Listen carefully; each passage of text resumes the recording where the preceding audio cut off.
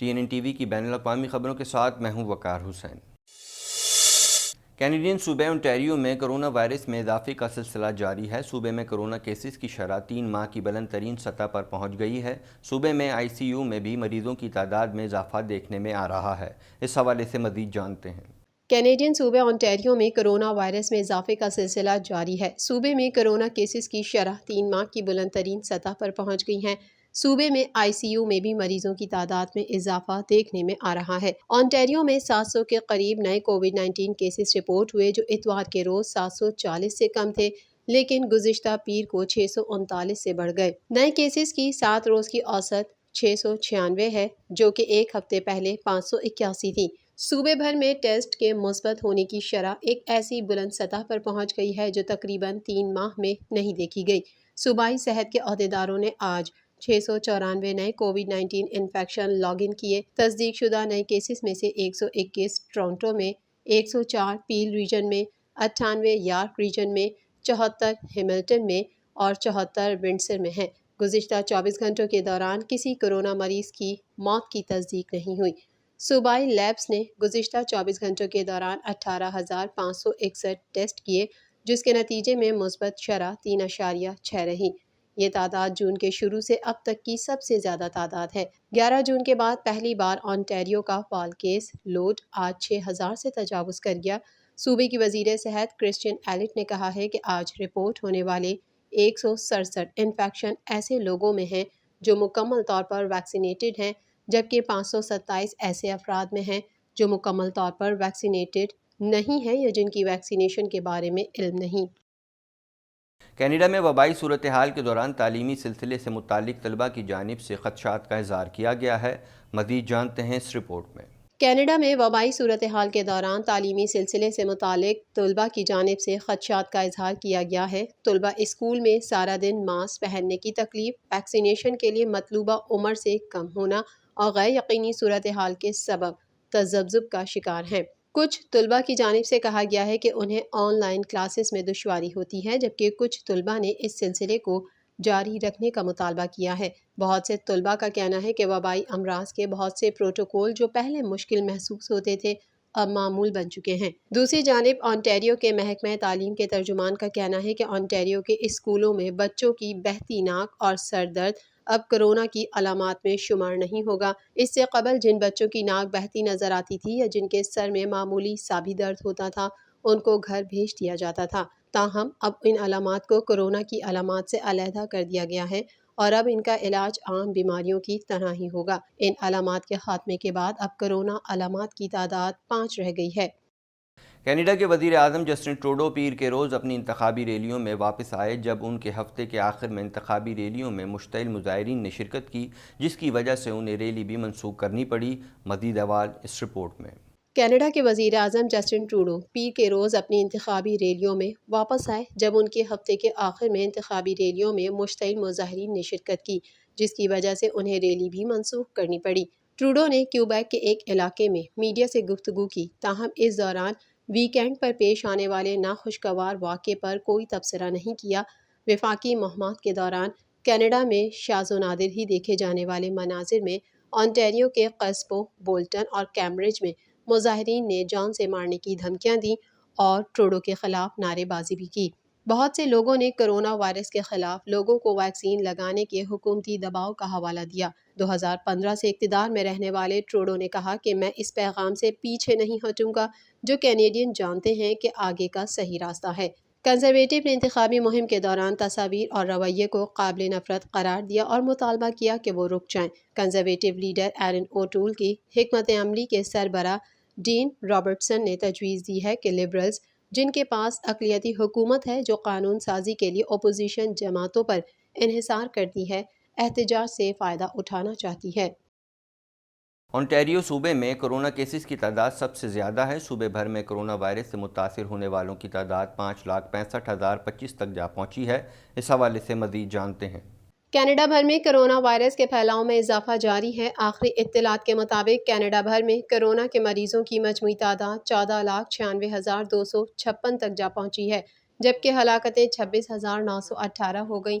ملک بھر میں 14,38,243 مریض صحت یاب ہو چکے ہیں۔ آنٹیریو صوبے میں کرونا کیسز کی تعداد سب سے زیادہ ہے۔ صوبے بھر میں کرونا وائرس سے متاثر ہونے والوں کی تعداد 5,65,025 تک جا پہنچی ہے، جبکہ ہلاکتوں کی تعداد 9,448 ہے۔ کینیڈا میں کرونا وائرس کے سبب سب سے زیادہ ہلاکتیں کیوبیک صوبے میں ہوئی ہیں۔ صوبے میں کرونا وائرس کے مجموعی کیسز کی تعداد 3,88,799 ہے، جبکہ صوبے میں کرونا وائرس کے باعث ہونے والی ہلاکتوں کی تعداد 11,285 تک پہنچ چکی ہے۔ کینیڈین صوبے البرٹا میں بھی اس مہلک وبا میں اضافہ دیکھنے میں آ رہا ہے، جہاں 2,09,010 افراد کرونا وائرس سے متاثر ہوئے ہیں، جبکہ 2,371 افراد ہلاک ہو چکے ہیں۔ برٹش کولمبیا میں کیسز کی تعداد 1,65,413 تک جا پہنچی ہے، جبکہ صوبے میں کرونا وائرس سے ہونے والی ہلاکتوں کی تعداد 1,814 ہے۔ ترجمان طالبان ذبیح اللہ مجاہد نے امریکی فوج کے انخلا کے بعد کابل ایئرپورٹ کے رن وے پر میڈیا سے گفتگو میں کہا کہ امریکہ کی شکست افغانستان پر حملہ کرنے والوں کے لیے ایک سبق ہے۔ مزید جانتے ہیں اس رپورٹ میں۔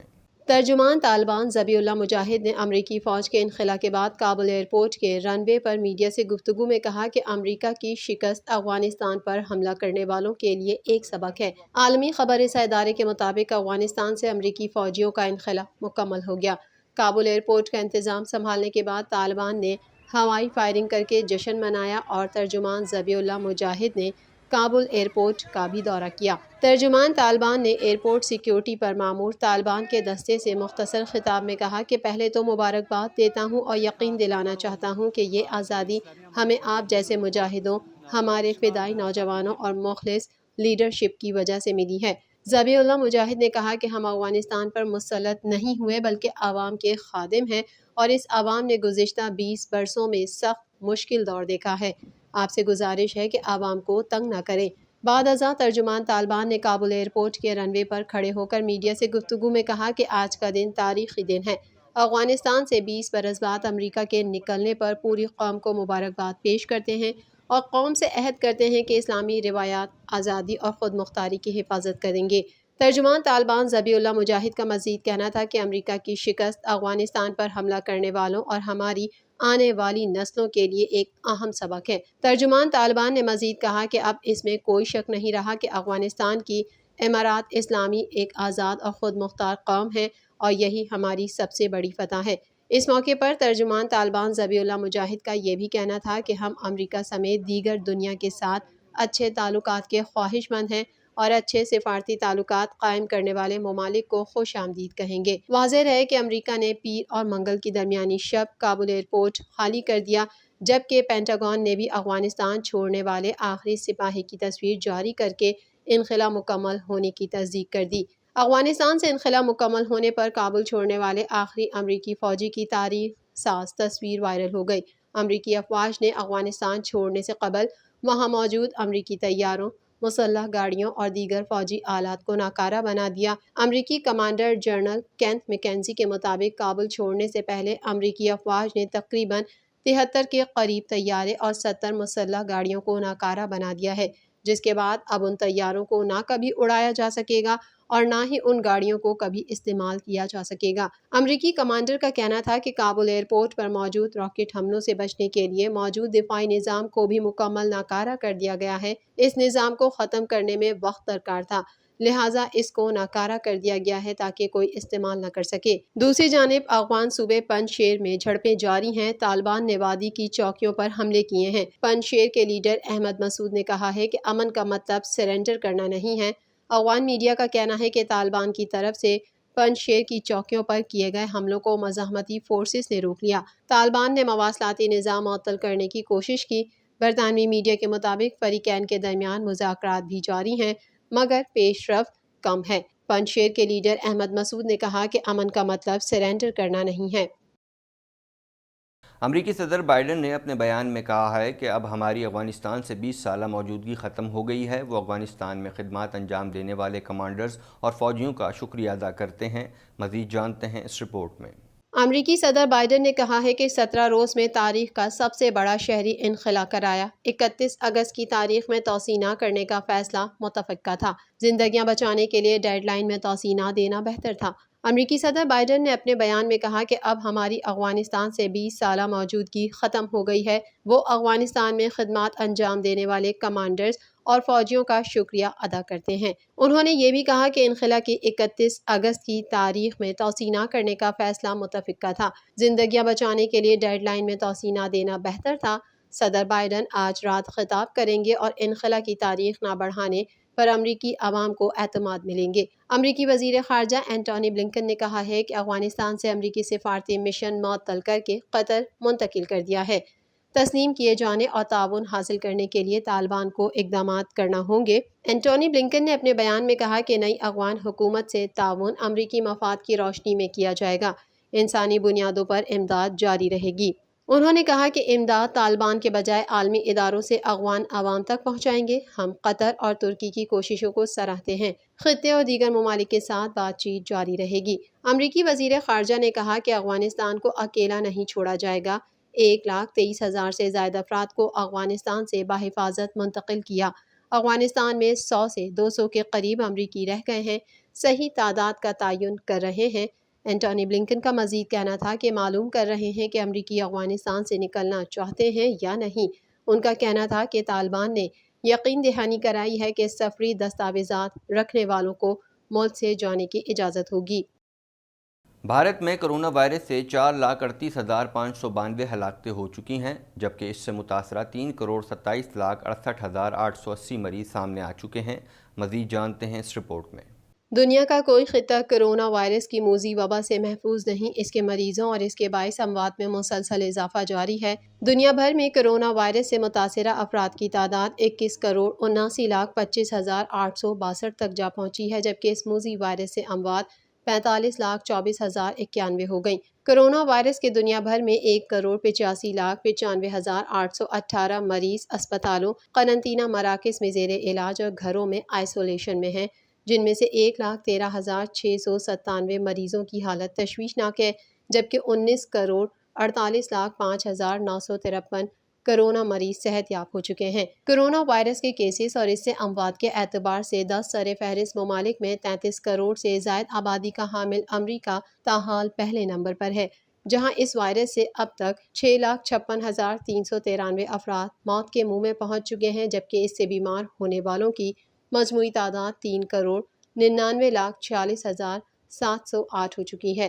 1 ارب سے زائد آبادی والا ملک بھارت کرونا وائرس کے مریضوں کی تعداد کے حوالے سے دوسرے نمبر پر ہے، جہاں اس وائرس سے 4,38,592 ہلاکتیں ہو چکی ہیں، جبکہ اس سے متاثرہ 3,27,68,880 مریض سامنے آ چکے ہیں۔ کرونا وائرس کے مریضوں کی تعداد کے حوالے سے ممالک کی اس فہرست میں برازیل تیسرے نمبر پر ہے، تاہم یہ اموات کے حوالے سے فہرست میں دوسرے نمبر پر ہے، جہاں اس جان لیوا وائرس سے 5,79,643 ہلاکتیں ہو چکی ہیں، جبکہ اس کے متاثرہ مریضوں کی تعداد 2,07,52,281 ہو گئی۔ کرونا وائرس سے روس میں کل اموات 1,82,429 ہو گئیں، جبکہ اس کے مریضوں کی تعداد 69,01,152 ہو چکی ہے۔ برطانیہ میں کرونا وائرس کے باعث اموات کی تعداد 1,32,485 ہو گئی، جبکہ کیسز کی تعداد 67,57,650 ہو چکی ہے۔ ترکی میں کرونا وائرس سے اموات 56,458 تک جا پہنچی ہیں، جبکہ کیسز 63,66,438 ہو چکے ہیں۔ ایران میں کرونا وائرس سے کل اموات کی تعداد 1,07,151 ہو گئی، جبکہ اس کے کل کیسز 59,60,744 ہو گئے۔ کولمبیا اس فہرست میں 10ویں نمبر پر پہنچ گیا ہے، جہاں کرونا وائرس 1,24,883 زندگیاں نگل چکا ہے، جبکہ اب تک اس موذی وبا کے 49,07,264 کیسز رپورٹ ہوئے ہیں۔ سعودی عرب اسی فہرست میں 50ویں نمبر پر پہنچ چکا ہے، جہاں کرونا وائرس سے اب تک کل اموات 8,539 رپورٹ ہوئی ہیں، جبکہ مملکت میں کرونا مریضوں کی تعداد 5,44,225 تک جا پہنچی ہے۔ TNN TV کے نیوز بلیٹن میں فی الحال اتنا ہی۔ مزید خبروں اور اپڈیٹس کے لیے دیکھتے رہیے TNN TV۔